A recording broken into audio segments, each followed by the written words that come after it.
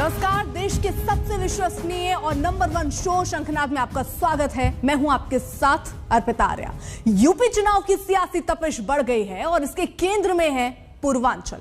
गृह मंत्री अमित शाह ने आज अखिलेश यादव के गढ़ आजमगढ़ से समाजवादी पार्टी पर एक के बाद एक कई हमले बोले। वहीं आजमगढ़ में ही सीएम योगी ने आर्यमगढ़ वाला नया दांव चल दिया। जवाब में अखिलेश ने भी गोरखपुर से हुंकार भरी और यूपी में बदलाव का दावा किया। साफ है कि चुनावी माहौल के बीच हर पार्टी ने पूर्वांचल में अपनी ताकत झोंक दी है, क्योंकि बीते कुछ चुनावों में यह बात सामने आ रही है कि यूपी की सत्ता का जो सफर है वो पूर्वांचल के रास्ते से होकर ही लखनऊ पहुंचता है।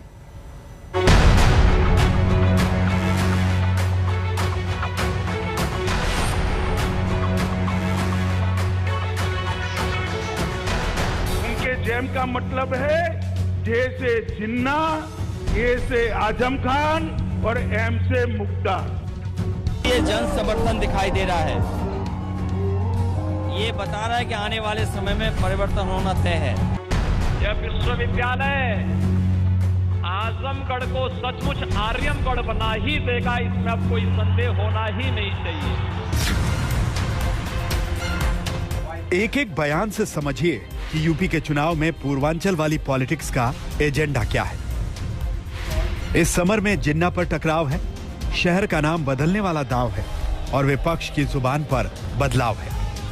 ये सारे सियासी सुर पूर्वांचल की उस जमीन के लिए गूंज रहे हैं जिसे यूपी की सत्ता में पहुंचने का रास्ता माना जा रहा है। और यही वजह है कि आजमगढ़ की धरती से गृह मंत्री अमित शाह ने अखिलेश पर सीधा प्रहार किया और समाजवादी राज में आजमगढ़ के हाल पर सवाल किया।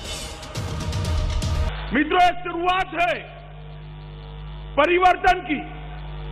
जिस आजमगढ़ को देश विरोधी गतिविधियों का अड्डा बनाकर रखा था, उस आजमगढ़ से आज युवा शिक्षित होकर देश के विकास के काम में लगेंगे। ये बहुत बड़ी उपलब्धि है। आजमगढ़ अखिलेश यादव का संसदीय क्षेत्र है, लिहाजा अमित शाह के निशाने पर सीधे अखिलेश ही रहे। रैली में जिन्ना वाले बयान का जिक्र हुआ और सवाल हुआ कि आखिर अखिलेश के लिए जिन्ना महान कैसे। का मतलब है ए का मतलब है आधार कार्ड और एम का मतलब है हर आदमी को मोबाइल। अब जब मैं कहीं बोला ऐसा गुजरात में, तो एक समाजवादी पार्टी के नेता बोले हम भी जैम लाए हैं। मुझे थोड़ा आश्चर्य लगा।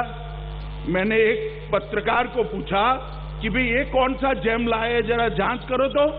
उसने कहा आपको मालूम नहीं है। मैंने बोला नहीं, मुझे नहीं मालूम है। उन्होंने कहा उनके जैम का मतलब है जे से जिन्ना, ए से आजम खान और एम से मुक्ता। अब भाई आप मुझे बताओ, आपको भाजपा का जैम चाहिए या समाजवादी पार्टी का चाहिए? रैली भले ही आजमगढ़ में थी, लेकिन इसके जरिए बीजेपी ने पूरे पूर्वांचल में सियासी संदेश पहुंचाने की कोशिश की। योगी आदित्यनाथ ने कई पुरानी घटनाओं का जिक्र किया और इस बहाने कानून व्यवस्था पर पिछली सरकारों को घेर लिया। आप याद करिए 2007 में यही आजमगढ़ में मुझ पर हमला हुआ था और तब मैं यहां पर आया था।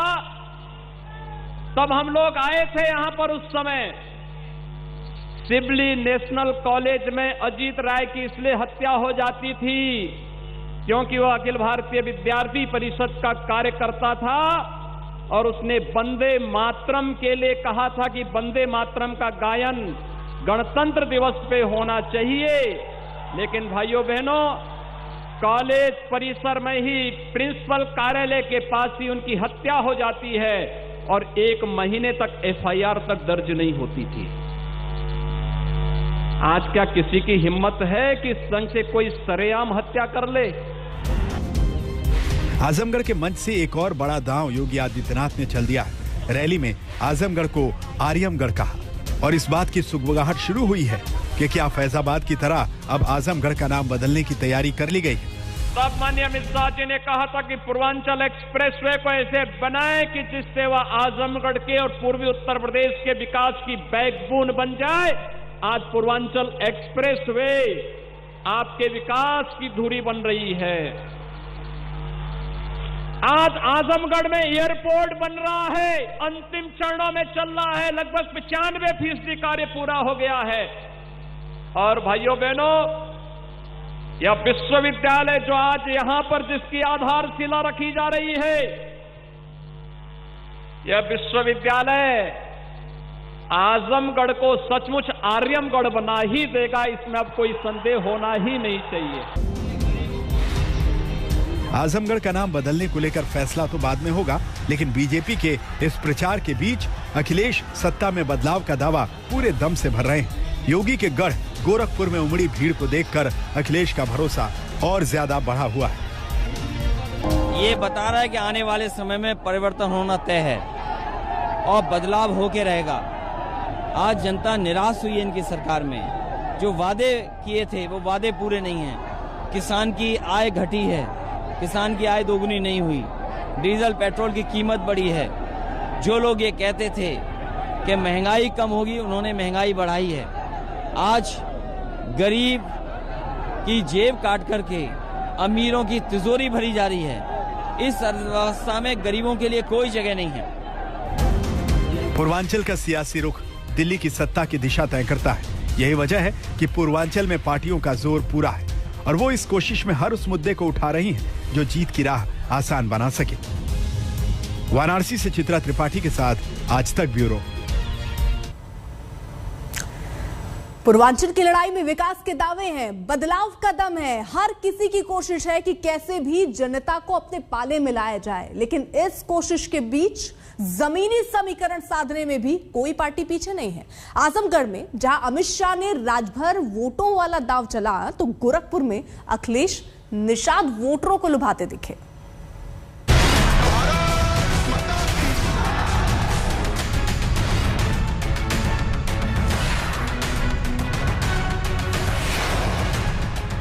पूर्वांचल की फिजा में चुनावी रंग घुलने के साथ ही बड़े बड़े दावों का नया दौर शुरू हो गया है। सत्ताधारी बीजेपी तमाम योजनाओं का हवाला दे रही है और बता रही है कि कैसे योगी राज में पूर्वांचल की तस्वीर और तकदीर दोनों बदल गई। बीजेपी सरकार में आजमगढ़ को नई पहचान मिल गई। आजमगढ़ ने भले ही दो पूर्व मुख्यमंत्री दिए हो, लोकसभा में सांसद चुन करके भेजे हो, लेकिन उनके कारण आजमगढ़ की पहचान धूमिल ही हुई है। पहचान का संकट आजमगढ़ के सामने उन्होंने हमेशा खड़ा किया था। ये वही आजमगढ़ है 2017-2014 के पहले यहां का नौजवान जब देश के अंदर कहीं जाता था तो होटल में कमरा नहीं मिलता था, धर्मशाला में कमरा नहीं मिलता था। पहचान का एक संकट खड़ा होकर के आपके सामने पहचान का एक संकट खड़ा होता था। आजमगढ़ की रैली में अमित शाह ने भी पूर्वांचल में बदलाव का दम भरा और आतंकवाद का जिक्र कर अखिलेश राज पर हमला बोल दिया। मैं योगी आदित्यनाथ जी का धन्यवाद करना चाहता हूं कि जिस आजमगढ़ को दुनिया भर के अंदर सपा के शासन के अंदर कट्टरवादी सोच और आतंकवाद की पनाहगाह के रूप में जाना जाता था, उसी भूमि पर आज मां सरस्वती का धाम बनाने का काम उन्होंने। विकास के इन दावों और वादों के बीच पूर्वांचल में जीत का जमीनी समीकरण जाति भी है। यही वजह है कि आजमगढ़ के मंच से अमित शाह उस राजभर समाज को साधते दिखे, जिसके सबसे बड़े नेता ओम प्रकाश राजभर अब अखिलेश के पाले में चले गए। मित्रों, मैं आज यहां आया हूं।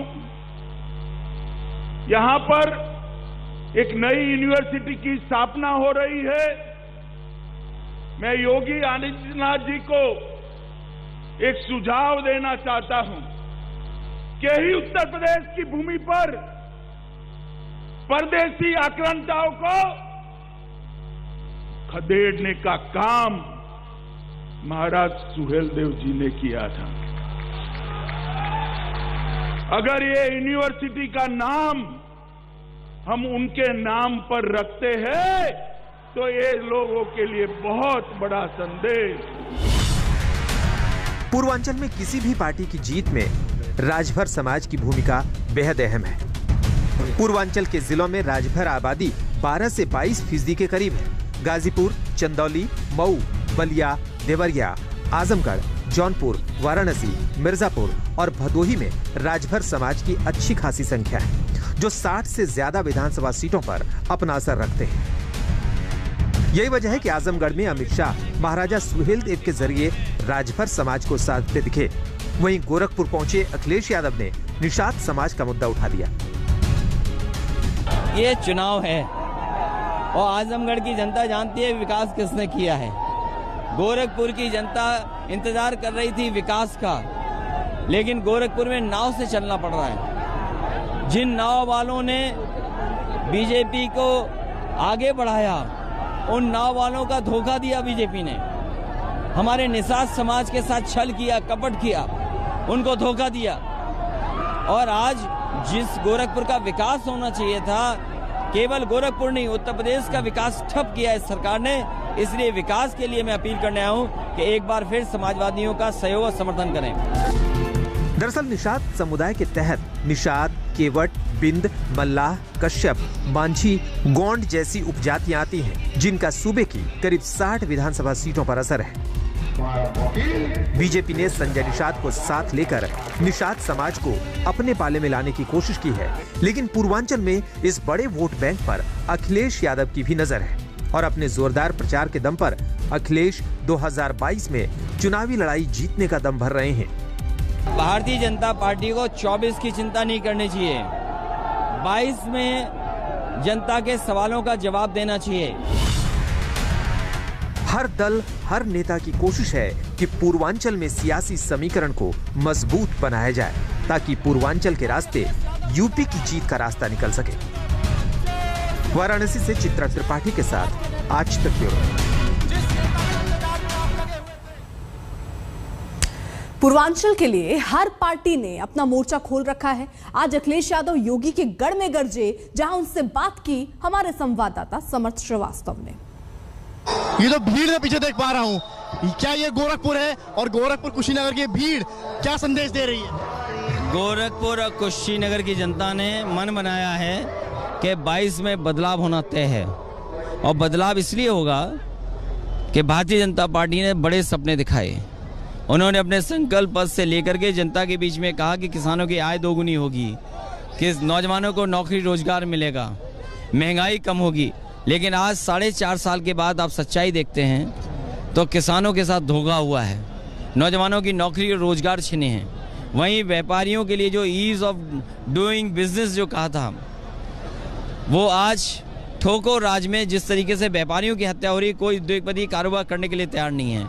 इसलिए इस बार जनता ने मन बनाया कि भारतीय जनता पार्टी का सफाया होगा। अखिलेश जी, आप आज यहाँ पर हैं, ये सीएम योगी का एक तरह से गोरखपुर गढ़ कहा जाता है, यहाँ से वो बिलोंग करते हैं। आपके गढ़ आजमगढ़ में आज गृह मंत्री अमित शाह रहे हैं, सीएम योगी रहे हैं, कैसे देखते हैं आप? वो दोनों लोग और भारतीय जनता पार्टी के लोग आजमगढ़ का विकास देखने गए थे।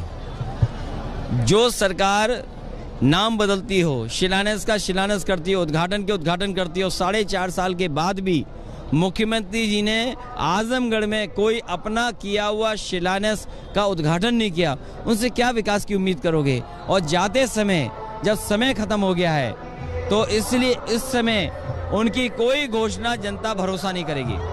आज सीएम योगी ने अपनी स्पीच में आजमगढ़ में कहा है कि एक इंडिकेशन दिया है कि वो आजमगढ़ का नाम बदलकर आर्यमगढ़ कर सकते हैं। आप सांसद है वहां के, कैसे देखते हैं? मुख्यमंत्री जी को नाम ही बदलना आता है, रंग बदलना आता है।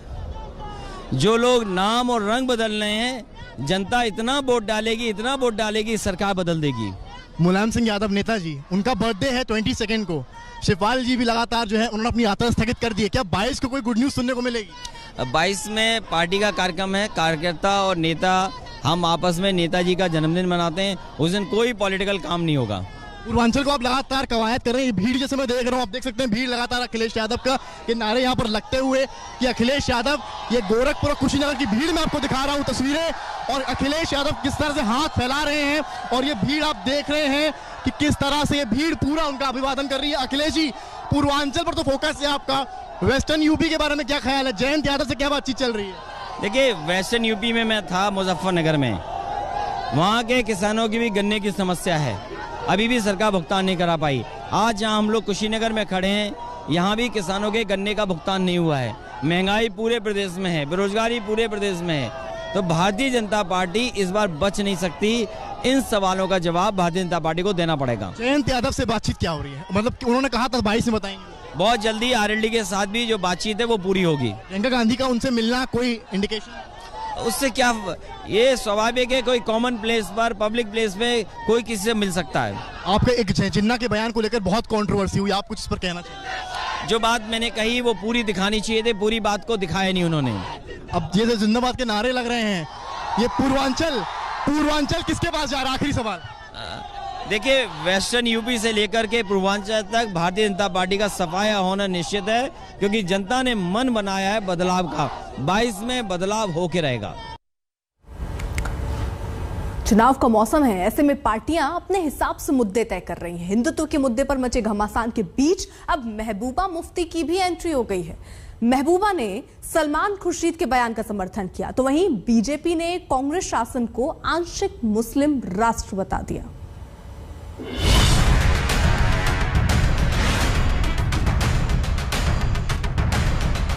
अगर आप हिंदू हो तो हिंदुत्व की क्या जरूरत है? राहुल गांधी हिंदू धर्म की व्याख्या करते हुए इस कदर घृणा की अभिव्यक्ति करते हैं कि मानो हिंदुओं के घृणा भरी हुई है।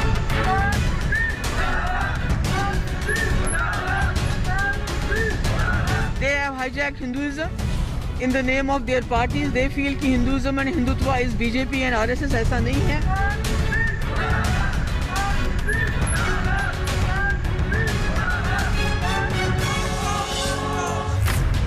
हिंदू क्या है, हिंदुत्व क्या है?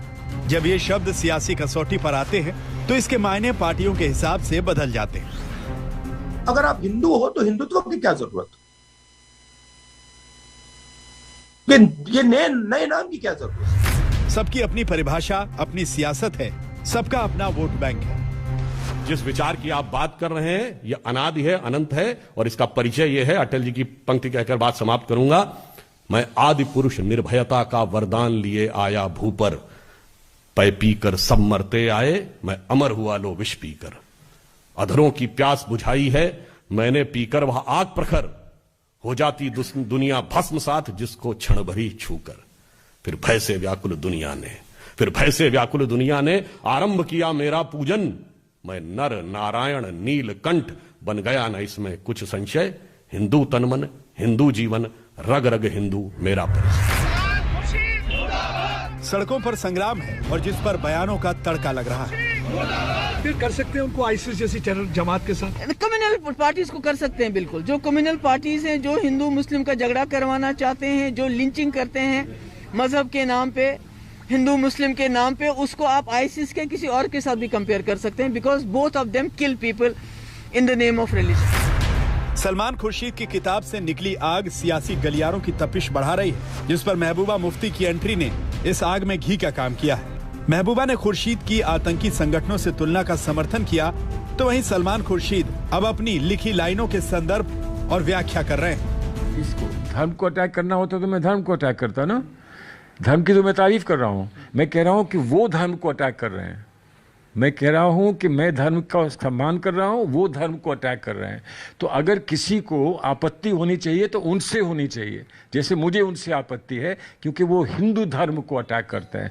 हिंदू धर्म को अटैक करने वाले हमारे देश में स्वीकार नहीं किए जाएंगे, ये मैं कह रहा हूं। इससे क्या उनको आपत्ति है इस बात से? कंपैरिजन ठीक नहीं था तो मुझे बता दें, आप किसी और चीज से कंपैरिजन करें। आप जानवरों से करें, आप हैवान से करें, आप ऐसा ना करें, बता दें, मैं उनसे कर दूंगा, उसमें क्या प्रॉब्लम है? धर्म का दुरुपयोग कौन करता है उसी के साथ तो मैं कर सकता हूं। मैंने हिटलर से नहीं करा, इसलिए कि मेरे पास कोई तथ्य नहीं थे कि हिटलर धर्म का दुरुपयोग करता था। राहुल गांधी ने हिंदुत्व की परिभाषा समझाई तो इस सियासी खेल को और लंबा खींचने का वक्त मिल गया। नए नए किरदारों की एंट्री होने लगी। हर कोई अपनी अपनी समझ के हिसाब से हिंदुत्व की व्याख्या करने लगा। Hinduism, it is, the real Sanatan Dharma doesn't teach us communalism. It's about RSS, Jansangh and BJP जो यहाँ जो पूरे मुल्क के अंदर लोगों को लड़ाना चाहते हैं कम्युनलिज्म के नाम पे. So they have hijack Hindutva, they have hijack Hinduism in the name of their parties. They feel कि Hinduism and Hindutva is BJP and RSS. ऐसा नहीं है. वो कहते हैं कि वासुदेवा कुटुंबकम, यानी कि पूरा दुनिया जो है, पूरा वर्ल्ड जो है वो एक फैमिली है. और हिंदू धर्म जो सनातन धर्म है दैट टीचेस अस दैट. पर जो बीजेपी और आरएसएस जो सबक पढ़ाना चाहते हैं वो ना तो हिंदुत्व है ना हिंदुइज्म. हिंदुत्व के मर्मज्ञ, चिर युवा, चिर व्याकुल, चिर व्यथित, चिर कुपित राहुल गांधी जी, मैं बताना चाहता हूं अगर आप जहर भी देंगे तो हम उसे भगवान शंकर की तरह कंठ में धारण करके नीलकंठ बनेंगे और फिर भी जगत का कल्याण करते रहेंगे. बीजेपी प्रवक्ता सुधांशु त्रिवेदी ने तो यहां तक कह दिया कि कांग्रेस के वक्त में आंशिक मुस्लिम राष्ट्र था. ऐसे में कांग्रेस की हिंदुत्व की परिभाषा पर उन्होंने सवाल खड़े किए. हिंदू तालिबान शब्द का प्रयोग किया, चाहे गृह मंत्री के रूप में कहा कि हिंदू आतंकवादी कैंप चलाते हैं. राहुल गांधी जी ने जो बात कही 2010 में हिंदू आतंकवाद, मैं ये नहीं कह रहा कि जो कुछ विकीलीक्स में लिखा वो सच है, पर आज तक उन्होंने आके खंडन नहीं किया है. क्यों नहीं कर रहे हैं? क्या साहस नहीं है क्या? शायद उनके पेट में इसलिए दर्द हो रहा होगा कि मैं यह बात थोड़ी जिम्मेदारी से कहता हूं कि श्री नरेंद्र मोदी जी की सरकार आने से पहले कांग्रेस के दौरे हुकूमत में, कुछ हद तक अटल जी का दौर छोड़ दे जिसमें कुछ प्रयास हुआ पर किन कारणों से नहीं हो सका आप समझ सकते हैं, कांग्रेस के दौरे हुकूमत में भारत आंशिक रूप से मुस्लिम राष्ट्र था. किताब से निकली गुस्से की आग सड़कों पर दिखने लगी. दिल्ली से फर्रुखाबाद, मेरठ तक तमाम शहरों में प्रदर्शन तेज हो गए. कहीं नारेबाजी हुई तो कहीं पुतला फूंका गया. दिल्ली में हिंदू वाहिनी सेना ने सलमान खुर्शीद के घर का घेराव किया और जमकर नारेबाजी की. मध्य प्रदेश के झाबुआ में बीजेपी सांसद गुमान सिंह डामोर ने कोतवाली पहुंचकर सलमान खुर्शीद के खिलाफ शिकायत का आवेदन सौंपा. डामोर ने किताब को हिंदुओं की भावनाओं को आहत करने वाला बताया और इसे सांप्रदायिक लेख मानकर एफआईआर दर्ज करने की मांग की. चुनावी मौसम है, ऐसे में हिंदुत्व पर घमासान जारी है. हर पार्टी इस गर्म मुद्दे को छोड़ना नहीं चाहती क्योंकि ये मुद्दा अपने अपने वोट बैंक से जुड़ा हुआ है. ये मुद्दा उनकी सियासी लाइन से जुड़ा हुआ है. ये वो मुद्दा है जो चुनाव की दशा और दिशा तय करने में सबसे अहम माना जाता है. आज तक ब्यूरो. एक और हिंदुत्व की सियासी लड़ाई खत्म होने का नाम नहीं ले रही. वहीं त्रिपुरा को लेकर महाराष्ट्र में घमासान बढ़ता जा रहा है. त्रिपुरा में हिंसा को लेकर महाराष्ट्र के कई जिलों में प्रदर्शन हुआ जिसने हिंसक रूप ले लिया.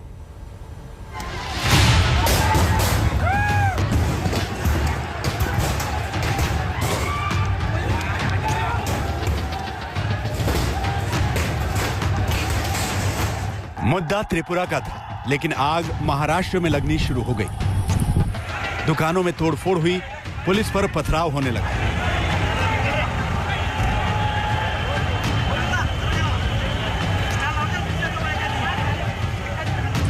गाड़ियां जला दी गई, लाठीचार्ज हुआ.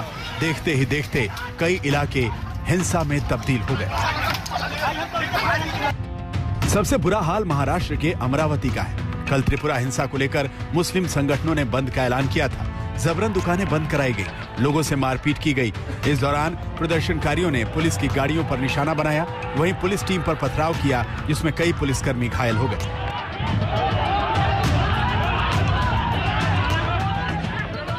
कल हुए इस उग्र प्रदर्शन के खिलाफ आज भारी संख्या में हिंदू संगठन सड़कों पर उतरे और कल हुई हिंसा के विरोध में नारेबाजी की. हालात बेकाबू होता देख पुलिस को लाठीचार्ज करना पड़ा. वहीं कई इलाकों में धारा 144 लगा दी गई. नांदेड़ में भी त्रिपुरा को लेकर हंगामा देखने को मिला. यहां भारत बंद का ऐलान पूरी तरह से हिंसक हो गया. यहां प्रदर्शनकारियों और पुलिस में हिंसक झड़प हुई. मामले पर सियासत भी तेज हो गई. बीजेपी ने कांग्रेस को इस हिंसा के लिए जिम्मेदार ठहराया. झूठी खबर फैलाई जाती है कि त्रिपुरा में मस्जिदें तोड़ दी गई.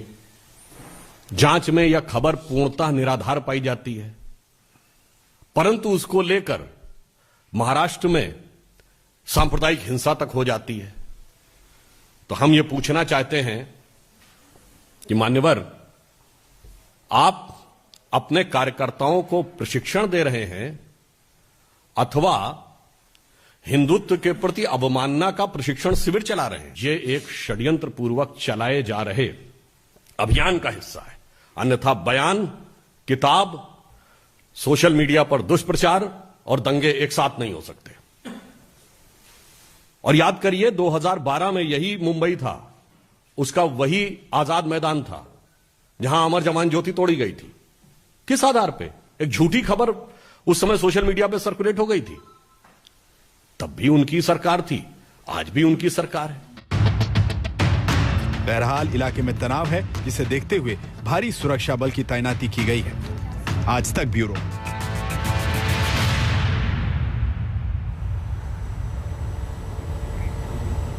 फिलहाल रुक रहे एक छोटे से ब्रेक के लिए। आप देखते रहिए आज तक।